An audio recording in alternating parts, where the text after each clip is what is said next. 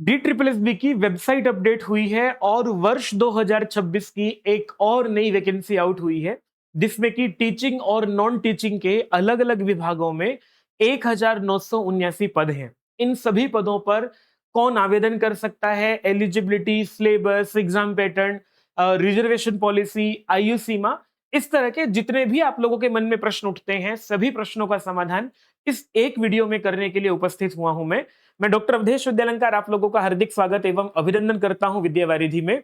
Channel को जरूर subscribe कर लीजिएगा ताकि आप लोगों तक ऑथेंटिक महत्वपूर्ण जानकारियां समय समय पर पहुंचती रहे। मैं सीधा आप लोगों को डी ट्रिपल एस बी की वेबसाइट पर लेकर के चलता हूं। ये वेबसाइट है जहां 1 जून 2026 को ये नोटिफिकेशन आप लोगों को देखने को मिलेगा। जब इसको खोलते हैं तो 1979 पद हैं जिसमें कि आप लोग देखते हैं कि जैसे इलेक्ट्रिकल ऑब्जर्वर है, स्पेशल एजुकेशन प्राइमरी या टीजीटी स्पेशल एजुकेटर हैं, domestic science teacher, TGT computer science, या इससे इतने ऊपर जो भी नॉन टीचिंग पोस्ट है जिनमें से कि सब स्टेशन अप्रेंटिस हैं, data processing assistant grade A, data entry operator grade B. तो हर विषय की अलग अलग पदों की संख्या सामने लिखी हुई है, ये आप लोग देख ही लेंगे। उससे ऊपर जूनियर साइंटिफिक असिस्टेंट जो अलग अलग विषयों के हैं उनके भी बहुत सारे पद हैं। आवेदन करने की जो तिथि है 16 जून से 15 जुलाई 2026 के बीच में है। अभी केवल नोटिफिकेशन आउट हुआ है, वो इसलिए है कि आप लोगों के पास 15 दिन का समय है।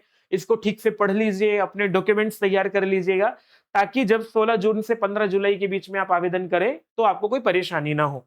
मैं इस नोटिफिकेशन की महत्वपूर्ण बातें बताऊं और विशेष रूप से मैं टीचिंग वैकेंसीज पर चर्चा करूं। पहले उसके लिए आप लोग देखेंगे तो यहां दिख रहा है कि कंप्यूटर साइंस की जो वैकेंसीज है ना, टीजीटी कंप्यूटर साइंस में 675 वैकेंसीज है। अच्छी खासी संख्या है जिसमें कि आप लोग देखते हैं कि यूआर में 416 हैं और एससी में 104 हैं, एसटी में 39 हैं, ईडब्ल्यूएस में 116 है। तो इस तरह से वैकेंसीज की संख्या अच्छी खासी है। कौन आवेदन कर सकता है इसको लेकर के बताया गया है कि जिस व्यक्ति ने bachelor degree in computer science यानी बीसीए किया हुआ हो, मिनिमम एलिजिबिलिटी ये है। या फिर आप लोगों में से बीसीए नहीं किया है तो graduation in computer science from recognised university, लेकिन आपने कंप्यूटर साइंस जो है वो 3 साल पढ़ा हो तो ग्रेजुएशन जो जैसे बीएससी कंप्यूटर साइंस किया हो वो भी आप आवेदन कर पाएंगे यहाँ पर। ये अगर आपने बीटेक कंप्यूटर साइंस या आईटी से किया है या बीई किया है तो आप आवेदन कर सकते हैं। या नॉर्मल कोई भी ग्रेजुएशन करके आपने ए लेवल का सर्टिफिकेट लिया है डीओई एसीसी का, तो जो कि ministry of information and communication technology से मिलता है, अगर आपने वो किया है तो भी आप आवेदन कर सकते हैं। तो ये रही मिनिमम एजुकेशनल क्वालिफिकेशन। और ये जो है वो इसमें आयु सीमा अधिकतम 30 वर्ष है। डी ट्रिपल एस बी ने अब अपनी आयु सीमा सभी वैकेंसीज में अधिकतम आयु सीमा जो है वो 30 वर्ष कर दी है। हालांकि इसमें रिलैक्सेशन मिलता है किनको, जो कि गवर्नमेंट सर्वेंट है। अगर आप किसी गवर्नमेंट सेक्टर में काम कर रहे हैं, चाहे वो केंद्र सरकार में हो चाहे वो दिल्ली सरकार में हो, तो फिर आप लोगों को यहाँ पर अधिकतम 5 वर्ष की छूट भी मिल सकती है। या फिर आपने उसी डिपार्टमेंट में अर्थात आप TGT computer science guest faculty के रूप में कार्य कर रहे हैं और आपने 1 वर्ष में 120 वर्किंग डेज कार्य किया है तो फिर आप लोग 1 साल की छूट मिल जाएगी। मान लिया 5 वर्षों तक 5 सेशंस में आपने काम किया है तो आपको 5 वर्ष की छूट मिल जाएगी। तो ये रही इसकी एलिजिबिलिटी को लेकर के। अब डोमेस्टिक साइंस टीचर पर बात कर लेते हैं हम लोग। अधिकतम आयु सीमा वही 30 वर्ष है टीजीटी के लिए, सबके लिए। और इसमें कहा गया है कि अगर आपने bachelors degree in domestic science या फिर होम साइंस से किया है तो आप आवेदन कर सकते हैं। लेकिन कंप्यूटर साइंस में तो बीएड की आवश्यकता नहीं थी, यहां आप लोगों को बीएड की आवश्यकता भी है। अगर आपने ग्रेजुएशन होम साइंस के साथ किया है या डोमेस्टिक साइंस के साथ किया है और बैचलर इन एजुकेशन यानी बीएड डोमेस्टिक साइंस या होम साइंस के साथ किया है तो आप आवेदन कर पाएंगे। लेकिन यहां आप लोगों को कहा गया है कि आपको हिंदी जो है वो सेकेंडरी लेवल तक आपके पास जरूर कभी होना चाहिए। आपने कभी हिंदी सब्जेक्ट जरूर पढ़ा हो तो आवेदन कर सकते हैं। 30 वर्ष की आयु सीमा है, ये आप लोग सब जानते ही है। स्पेशल एजुकेटर टीचर के बारे में बात करूं तो यहाँ टोटल 163 वैकेंसी है और स्पेशल एजुकेटर के लिए तो बहुत लंबी चौड़ी लिस्ट है कि आप लोगों ने अगर ग्रेजुएशन के साथ बीएड किया है स्पेशल एजुकेशन के में तो आप आवेदन कर सकते हैं। मतलब आपने बैचलर कोई भी किया है ना, फिजिक्स केमिस्ट्री मैथ्स के साथ किया है या बीए किया है या कोई भी किया है आप लोगों ने और उसके बाद बीएड स्पेशल एजुकेशन किया तो आप आवेदन कर सकते हैं। या फिर आपने बीएड किया है और उसके बाद स्पेशल एजुकेशन में 1 साल का डिप्लोमा है तो आवेदन कर सकते हैं। बीएड में आपके साथ बीएड के साथ 2 साल का स्पेशल एजुकेशन डिप्लोमा है तो आवेदन कर सकते हैं, या फिर आप लोग जो है वो पीजीडीपी है ना, बीएड के साथ आपने पीजीडीपी किया है तो आवेदन कर सकते हैं। बीएड के साथ बीएड स्पेशल एजुकेशन करके पीजी पीसी ये किया है आप लोग तो आवेदन कर सकते हैं। तो इस तरह से बहुत सारी एलिजिबिलिटी है इसमें, लेकिन आपको ये बात ध्यान में रखनी है कि सीटेट भी पास करना होगा आपको, ठीक है। तो ग्रेजुएशन फिर बीएड और फिर सीटेट जो है वो आप लोगों के पास होना चाहिए। और इसके साथ साथ रिहेबिलिटेशन काउंसिल ऑफ इंडिया जो आरसीआई है उसके साथ आपका रजिस्ट्रेशन होना चाहिए। ये यहाँ की मिनिमम एलिजिबिलिटी है। इसी के साथ में अगर आगे बताओ आप लोगों को, जो स्पेशल एजुकेशन प्राइमरी टीचर हैं उनके लिए कहा गया है कि वो 12th पास हो। इसमें 450 वैकेंसीज हैं। 12th पास के बाद अगर आप लोगों ने डीएड किया है 2 साल का तो आवेदन कर सकते हैं। 12th पास के बाद आपने DSC diploma in special education किया है तो आवेदन कर सकते हैं।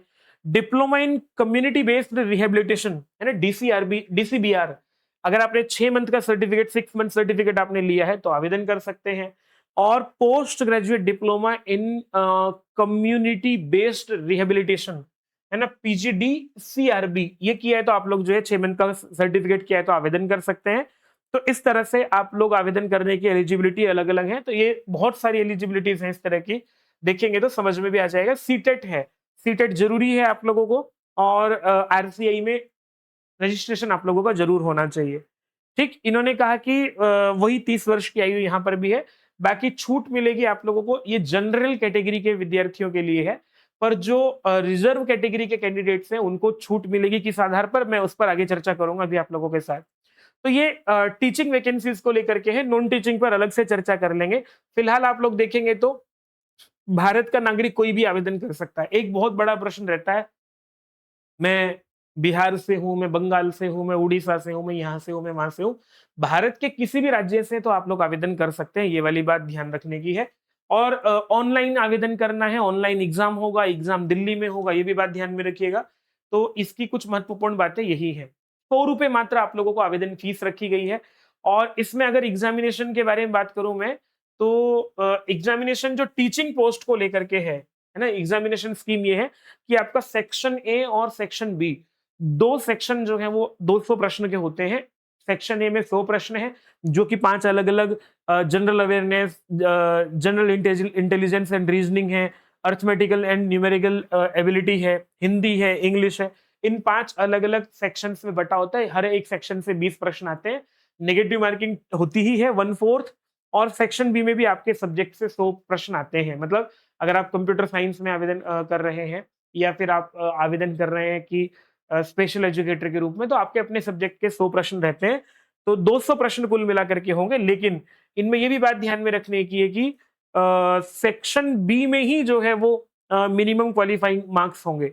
इन्होंने बोला है कि in one tier technical teaching examination scheme, the mandatory minimum qualifying marks will be applicable only in domain subject, यानी कि सेक्शन बी। सेक्शन ए जो है, पहले ये होता था कि 40% अंक सेक्शन ए में लाना अनिवार्य होता था, 40% सेक्शन बी में लाना अनिवार्य होता था। तो उसके कारण से सेक्शन ए में बहुत अच्छे अंक ना आने के कारण से बहुत सारे कैंडिडेट बाहर हो जाते थे। अब ये नियम कर दिया गया है कि सेक्शन ए में अगर आप 40% लाओ या ना लाओ, लेकिन सेक्शन बी में मिनिमम 40% लाना जरूरी है, एक बात। ओवरऑल आपको मिनिमम 40% होना ही चाहिए, ये दूसरी बात है। तो ये 2 बातें हैं जो आप लोगों को यहाँ से ध्यान में रखने की है। आगे बढ़ते हैं। इसमें नेगेटिव मार्किंग है, 1/4 मार्क्स आप लोगों के कट जाएंगे, ये बात ध्यान में रखने की है। और मोड ऑफ सिलेक्शन आप लोगों का सीधा एक कंप्यूटर बेस्ड एग्जाम होगा। और ओवरऑल आप लोगों के 40% मार्क्स होने चाहिए जनरल या ईडब्ल्यूएस कैटेगरी वालों लोगों के लिए। ओबीसी के लिए जो केवल दिल्ली का ओबीसी है, और किसी भी राज्य का ओबीसी मान्य नहीं है, केवल दिल्ली के ओबीसी के लिए 35% पर क्वालिफाइंग होगा। एससी एसटी पीएच जो है वो, या दिव्यांग लोग जो है उनके लिए 30% ओवरऑल लाना अनिवार्य है। तो ये वाली बात है जो ध्यान देने की है यहाँ से। और यहाँ से और क्या जानना है वो मैं बताता हूँ आपको। हाँ, एज रिलैक्सेशन, ये ध्यान में रखना है कि जो 30 वर्ष की आयु दी गई है, एससी एसटी के लिए 5 वर्ष की छूट है, यानी 35 वर्ष तक आवेदन कर सकते हैं। ओबीसी जो है वो 3 वर्ष तक आवेदन मतलब 33 वर्ष तक आवेदन कर सकते हैं, बशर्ते वो तो केवल दिल्ली के हों। और जो दिव्यांग लोग हैं उनके लिए 10 वर्ष और 15 वर्ष और 13 वर्ष का अलग अलग रिलैक्सेशन मिलता है ये। और जो डिपार्टमेंटल कैंडिडेट हैं, जो कि गवर्नमेंट सर्वेंट हैं, उनको अधिकतम 5 वर्षों का अवकाश 5 वर्षों की छूट मिल सकती है और वो 40 वर्ष या 45 वर्ष तक भी आवेदन कर सकते हैं, ये भी बात ध्यान में रखने की है। बाकी जो ओवरऑल इंडिया से ऑल ओवर इंडिया से विडोज हैं, डाइवोर्स्ड विमेन हैं, women judicially separated and who are not remarried, जिन्होंने कोई दूसरा विवाह नहीं किया है, जो सेपरेटेड हैं, उनको 35 वर्ष तक वो आवेदन कर सकते हैं, या एससी एसटी या एससी एसटी के लिए 40 वर्ष और ओबीसी महिलाएं 38 वर्ष तक आवेदन कर सकती हैं। ये आयु को लेकर के है। तो मुझे लगता है अब आप लोगों को सारी जानकारी मिल गई होगी। ऑनलाइन आवेदन करना है, जाइएगा आवेदन कीजिएगा।